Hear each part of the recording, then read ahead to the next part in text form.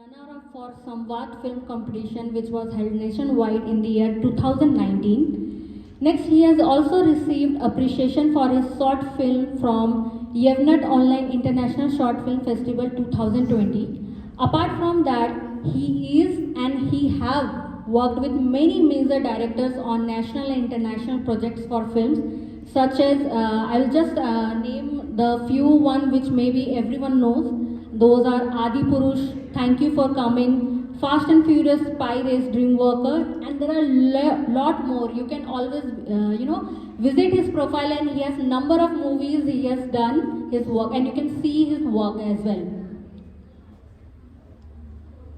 So next, like is a person who loves, who believes in the opportunity, comes by you and make the most out of it. So basically, whenever the opportunity comes, make most out of it, and it helped him to survive various events in the life because of this. He is passionate about his craft and made sure he had a career out of it. And this passion helped him to overcome the obstacle in the way of becoming as an artist. His journey in his own words, you can see like he left his family, village, city for the city. Basically left the village for the city, and his sister, and they did not even know how to speak in Hindi. But parent grit and resolve inspired him to become more than what he expected to be. So we would like to hear more about him from him. Hisirba Not 2025, welcome you. Mr. Harsing Lamay. Hello everyone and जोहार। पहले बताओ कौन कौन parents अपने बच्चों को video खेलने से मना करते हैं और मूवीज देखने से या फिर मोबाइल फ़ोन ज़्यादा देखने से? ओके, अब मैं बताऊंगा कुछ ऐसी चीज़ें जिसके बाद आप उनको बोलोगे मूवी ही देखो और गेम ही खेलो। तो welcome to the animation world. तो पहले हम डिस्कस करेंगे। ओके, तो पहले बताओ अब तक की सबसे महंगी गेम कौन सी है? वीडियो गेम कितने की हो सकती है? बजट इसकी कोई भी एक रैंडम नंबर बताओ। हाँ, नहीं, डिजाइनिंग का कॉस्ट। हाँ, यस, नहीं क्लोज हो और उसके आगे नहीं, उसने सही बोला, बट GTA 6 है, उसकी बजट कितनी हो सकती है बताओ? हाँ, नहीं, 2 बिलियन जितना एवेटर का वर्ल्ड वाइड कलेक्शन था। तो और अब इंडिया की सबसे महंगी मूवी कौन सी है? नहीं,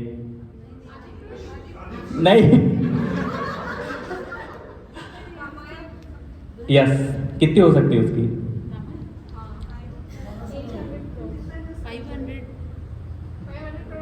4,000 करोड़। तो मैं आपको ये सब इसलिए बता रहा हूँ क्योंकि इंडिया में आप कैसे एनिमेशन और VFX से पैसा कमा सकते हो। हाँ, मैंने अपना VFX कोर्स किया था, मैं कोलकाता से। बट आप लोगों को ऐसा नहीं है कि आप कॉलेज ही जाओ, बहुत सारी चीज़ें हैं। आप क्रिएटिव हो तो आप यूट्यूब से भी सीख सकते हो। ऐसे मैंने अपने लाइफ में बहुत लोगों को देखा है तो गांव से आके यूट्यूब से सीख के आज बहुत सारे इंटरनेशनल प्रोजेक्ट में काम कर रहे हैं। तो फिर उसके बाद मेरी पहली जॉब लगी थी हैदराबाद में, और हैदराबाद में मेरी पहली कंपनी थी सिम्बोसिस, और मेरा पहला प्रोजेक्ट ही था रोबोट 2। तो फिर काफ़ी इंटरेस्टिंग लगा। पहले मुझे लगा कि काफ़ी अच्छा है, पैसे भी अच्छे मिल रहे हैं, कंपनी भी अच्छी है।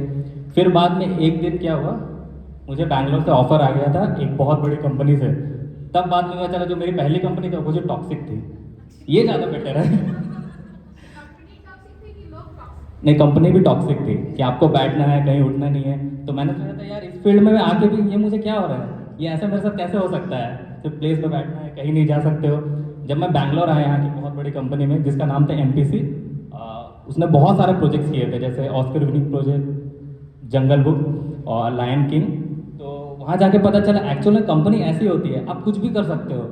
मतलब इधर से उठ सकते हो, PS खेल सकते हो, जब काम करना है तब करो, तो ऐसी कंपनीज है। फिर उसके बाद मैं पुणे शिफ्ट हुआ, फिर वो तो और टॉक्सिक कंपनी थी।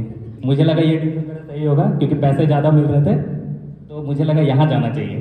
तो लेकिन ये उससे ज़्यादा टॉक्सिक थी, तो फिर मुझे लगा ये लाइफ का मेरा सबसे बड़ा ख़राब डिसीजन था। फिर उसके बाद मैंने सोचा कि और पैसे चाहिए, तो फिर मैं चला गया Mumbai.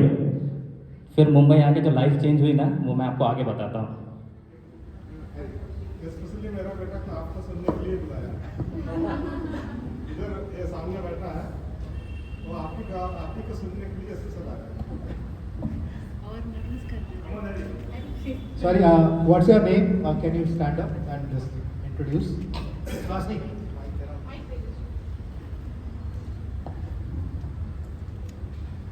Myself Aryan Digi. Myself Aryan Digi. I'm studying for BSc Gaming. Okay. But I know both VFX as well, in a way. 3D modeling as well. So anything that you specifically wanted to learn that you have come for? I mean, you have learned the same thing. Yeah. I just want to know how do you like approach the industries and everything. That's it. I would like to talk to you later after your speech. Okay. That's it. तो animation और VFX में बहुत सारे difference है। जैसे कि सब लोगों को लगता है एनिमेशन और VFX सेम ही है। जैसे कोई भी मूवी हम देखते हैं तो आप बोलते हो कि इसका एनिमेशन बहुत अच्छा है और इसका VFX बहुत अच्छा है, बट बहुत लोगों को डिफरेंस नहीं पता। एनिमेशन क्या होता है, जैसे कोई ड्रॉ है तो उसको जब हम लोग लाइव देते हैं ना तो उसको एनिमेशन बोलते हैं। और कोई सीन को अगर हम लोग इन्हांस करते हैं, जैसे कि आपने जुरासिक पार्क देखा होगा, तो उसके जितने डायनासोर हैं वो सब CG है, एनिमेशन है। और इसको इन्हांस करने के लिए हम लोग कैरेक्टर्स डालते हैं, थोड़ा क्लाउड्स, तो वो है VFX। देन नेक्स्ट, हाँ, तो आपको अगर एनिमेशन सीखना है तो फिर ये कॉलेजेस है। मैं तो सजेस्ट करूँगा कि कॉलेज नहीं जाना चाहिए आर्टिस्ट को, बट फिर भी मैंने किया तो मैं सबको करवाना चाहता हूँ। मेरी ज़िंदगी बर्बाद हुई, मैं इसलिए करना चाहता हूँ ना। तो ये सारे कॉलेजेस और इंस्टीट्यूट है। नेशनल इंस्टीट्यूट ऑफ डिज़ाइनिंग, जैसे कि NID, उसके लिए आपको एग्ज़ाम देना पड़ेगा। उसके 20 ही सीट होते हैं, तो STL को उसमें स्कॉलरशिप भी मिलते हैं और सीट भी रहता है, 2 सीट है। और फिर IIT बॉम्बे भी एनिमेशन का कोर्स कराती है और MIT यूनिवर्सिटी, बट इनकी फ़ीस बहुत ज़्यादा है। और फिर अगर आपको सिर्फ कुछ एक सॉफ्टवेयर सीखना है, सिर्फ इतना ही सीखना है, तो उसके लिए आप ये सारे इंस्टीट्यूट ज्वाइन कर सकते हैं, जैसे कि Maya academy of advance cinematics, Arena animation, Framebox, जी। ये सारी चीज़ें आप अगर सिर्फ आपको कुछ ही सॉफ्टवेयर सीखना है, जैसे कि इतना से मेरा काम चल जाएगा, तो फिर आप यहाँ ज्वाइन कर लो, हो जाएगा। या फिर आप यूट्यूब में देख लो, सर्च कर लो, सीख जाओगे। और उसका फीस स्ट्रक्चर 50,000 to 10 लाख होता है। नेक्स्ट, हाँ, तो VFX काम कैसे करता है, लोग इसमें कैसे काम करते हैं, ऐसा क्या होता है? जैसे सैयारा जैसे मूवी देख के लोग क्यों रोते हैं? मैं बताता हूँ। तो जैसे कि कोई भी मूवी बनती है ना, उसके पहले एक प्लानिंग होती है कि हम किस तरह के क्राउड को अप्रोच करेंगे। जेन जी होगा या वन साइडेड लवर होंगे, तो उसके लिए प्री प्रोडक्शन होता है। इसके लिए एक टीम होती है जो कि ग्राउंड लेवल पर चेक करती है कि अभी क्या चल रहा है। जैसे अभी one sided love, heart broken लोग बहुत हैं, तो उसके लिए उन्होंने सैयारा जैसे मूवी प्लान की होगी कि कैसे कर सकते हैं। तो पहले एक प्लान होता है, फिर उसके अकॉर्डिंगली एक सीन क्रिएट होता है कि कहाँ पे हम इमोशन डाल सकते हैं चीज़ों पर। तो उसके लिए स्केच रेडी होता है, इमोशंस के, कैमरा एंगल, कहाँ से लोग देखेंगे, कितना क्राउड वगैरह, सब बहुत सारे। फिर उसके बाद जब प्रोडक्शन में जाता है तो उसका शूट स्टार्ट हो जाता है। तो शूट में क्या होता है, 2-4 लोग ही रहते हैं, 2-4-5। अगर आप स्टेज शो दे, जैसे सैयारा मूवी में स्टेज में खड़ा गाना गा रहा है ना, उसके सामने बहुत सारा क्राउड है। वो एक्चुअल क्राउड नहीं रहते, जिनके पास 5-6 लोग होते हैं, उनको मैनिपुलेट करके VFX से बहुत सारे क्राउड बना देते हैं।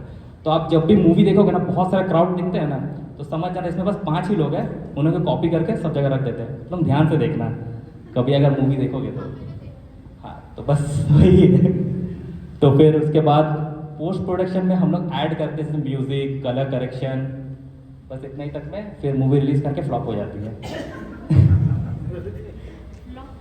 हाँ, तो ये सारे एनिमेशन और VFX के डिपार्टमेंट्स हैं।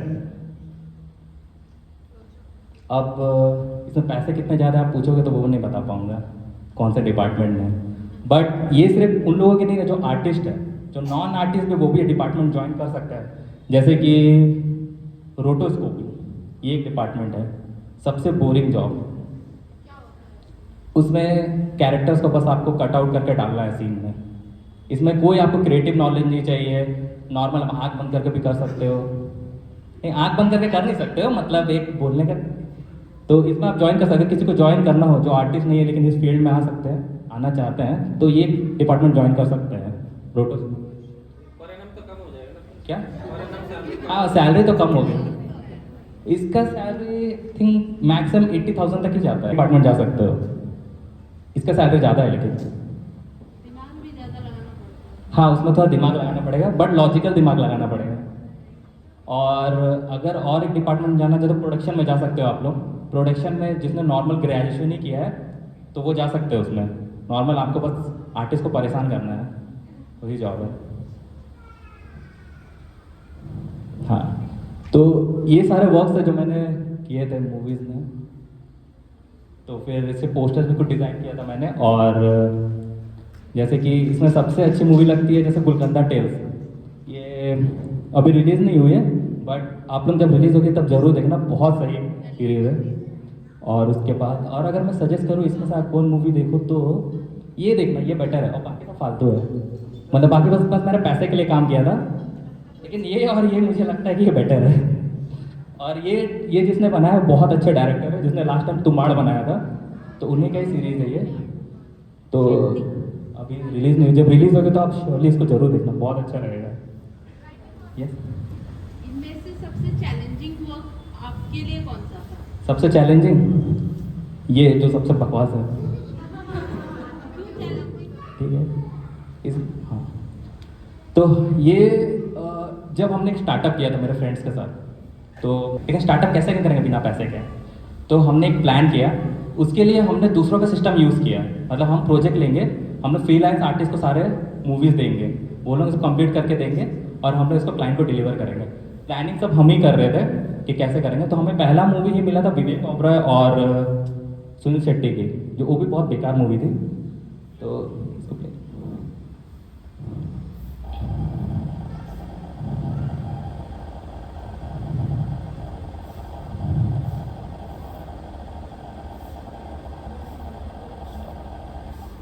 हाँ नहीं हाँ, तो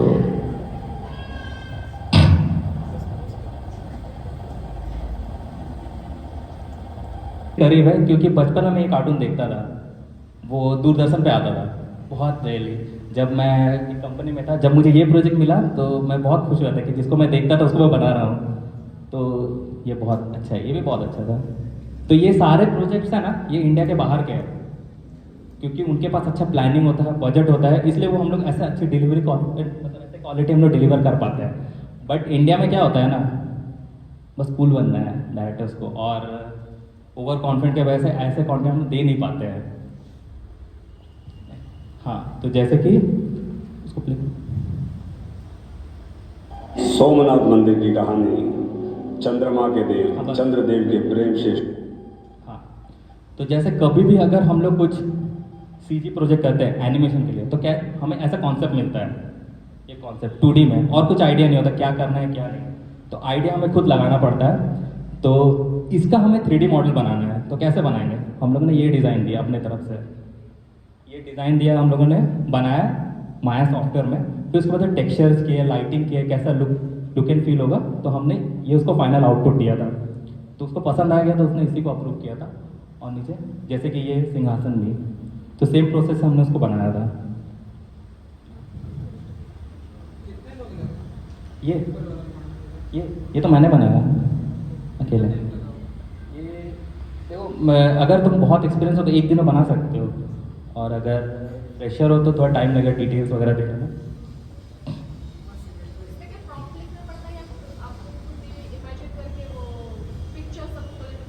कौन सा? हाँ, तो आपने उसके लिए like कोई prompt डाला या फिर आपने like ओके कुर्सी पे मुझे ये चीज़ चाहिए या वो चीज़ नहीं, ये पूरा सॉफ्टवेयर में खुद का आइडिया लगाया हमने कि कैसे होगा। जैसे कि 2D इमेज को दिखा सकते हैं क्या? हाँ, जैसे कि ये 2D है, यहाँ बेसिक हमें पता चल जा रहा है कि उसका शेप कैसे होगा। तो शेप को हमें इन्हांस करना है 3D में, वो अपना आइडिया लगाना पड़ेगा आपको। जैसे कि किंग है, इसका दाढ़ी है, मुकुट है, ज्वेलरी है, ये पता चल रहा है, लेकिन इसको हम लोग 3D में कैसे इन्हांस करेंगे, उसका आइडिया हमें ही लगाना पड़ेगा। तो उसके लिए हम लोगों ने ये आइडिया लगा, तो उन्हें ये अच्छा लगा। ये अच्छा नहीं भी लग सकता है, ऐसा नहीं है कि अच्छा लगेगा ही, उनका अच्छा नहीं भी लग सकता है, तो फिर आप दूसरा बना के दिखाना पड़ेगा आपको। क्या इसका? हाँ, सब में सिमेट्री यूज हुआ है। हाँ, तो ये कुछ बिहाइंड द सीन के फोटोज है जो मैंने शूट के बाद खिंचाया था। वैसे शूट में फ़ोन अलाउ नहीं होता है, और कुछ कुछ कंपनी से फ़ोन अलाउ बिल्कुल नहीं होता है, बट मैंने अपने सीनियर होने का फ़ायदा उठा के फोटो खींच लिए। तो ये जब हमने पहला मूवी किया था, पहला नहीं, दूसरा मूवी किया था रंगस्थलम करके एक रामचरण की थी, तो वो मूवी डायरेक्टर को बहुत अच्छा लगी, उसने बहुत अच्छा कलेक्शन किया था, उसके लिए हमारी टीम को ये अवार्ड मिला था 100 डेज के लिए। फिर उसके बाद ये जब तुमाड़ के बाद जब शूट पे गए थे, उसके बाद की फ़ोटोज़ है, तो ये तुमाड़ के डायरेक्टर यही है। अच्छा, देन इसको तो भूल ही जाओ, यही आदिपुरुष का डायरेक्टर है। तो बट इसकी बहुत अच्छी मूवी निकल रही है अभी, एपीजे अब्दुल कलाम की बायोपिक आ रही है, वो शायद अच्छी हो सकती है, मुझे ऐसा लग रहा है। ये तो टीवी पे कोई बंदा है, इसके साथ जो शूट पे काम था, उस काफ़ी अच्छा था ये। एंड देन इसको तो सब जानते होंगे, शायद ही जानते होंगे। तो फिर ये भी आदिपुरुष के टाइम की है, जब हम लोग उसकी डबिंग कर रहे थे प्रभास की। जब हमें पता चला कि प्रभास अच्छा हिंदी नहीं बोल सकता है, तो फिर हम टीम ने इसको बुलाया, तो फिर इसने डब किया था उसका। हाँ, तो अब झारखंड में इसको क्या कर सकते हैं एनिमेशन को, फिल्म में क्या स्कोप है? झारखंड गवर्नमेंट कितना इन्वेस्ट करती है? कोई गेस कर सकता है झारखंड गवर्नमेंट कितना इन्वेस्ट करती है इसके ऊपर, फिल्म्स के ऊपर? कितना कितना बता, कोई भी गेस, कोई नंबर बताओ। 0 आंसर आ रहा। और बहुत कम में कितना? और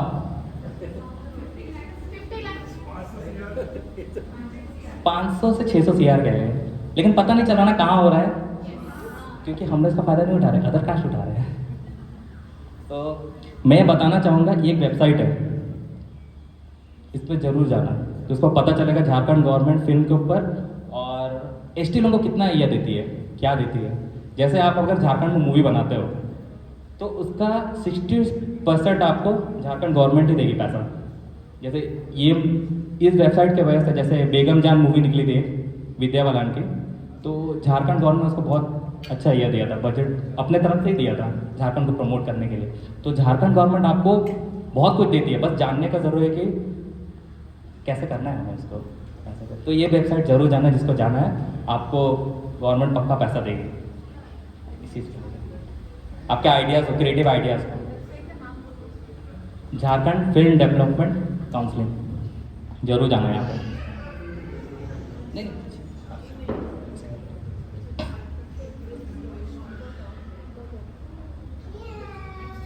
नेक्स्ट नहीं है। हाँ, ये